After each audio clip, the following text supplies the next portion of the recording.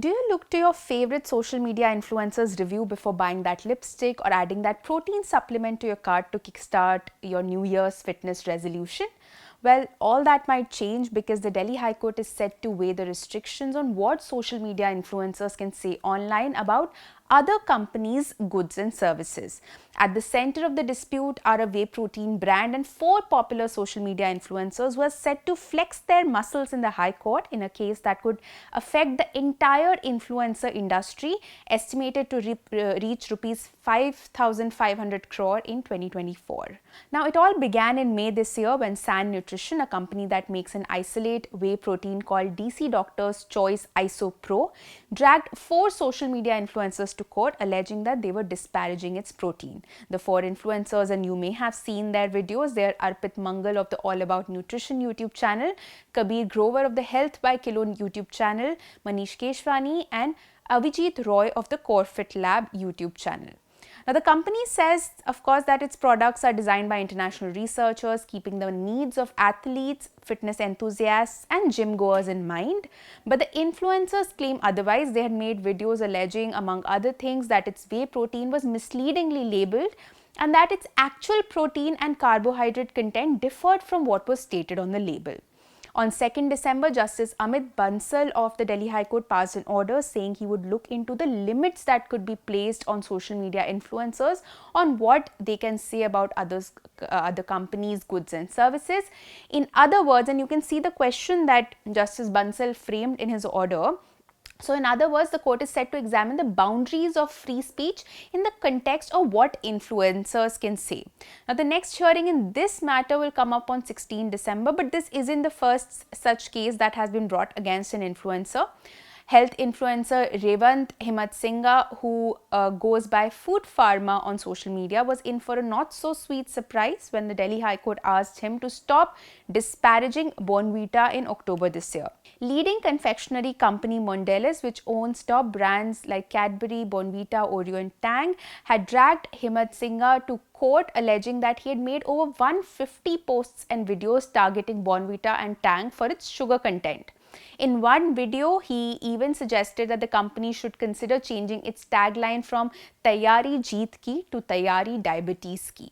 The High Court passed an interim order restraining the influencer from posting videos or posts disparaging the company's products. According to news reports, the High Court later clarified that Himatsingha could continue making factual statements about the company's products.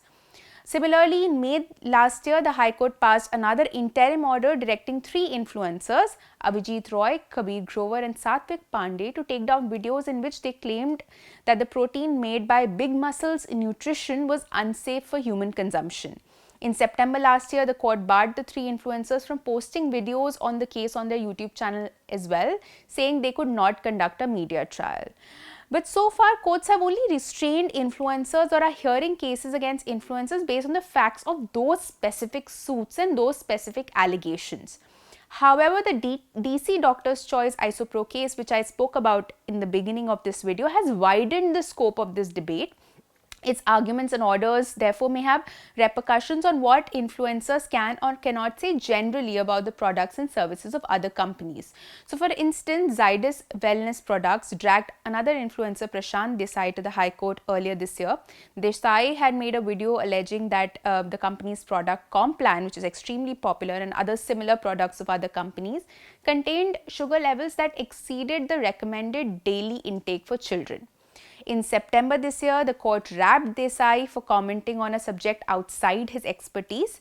It said that Desai, who has about 1 million followers on Instagram, spoke on the chemistry behind Complan despite not being a doctor, nutritionist, or dietitian.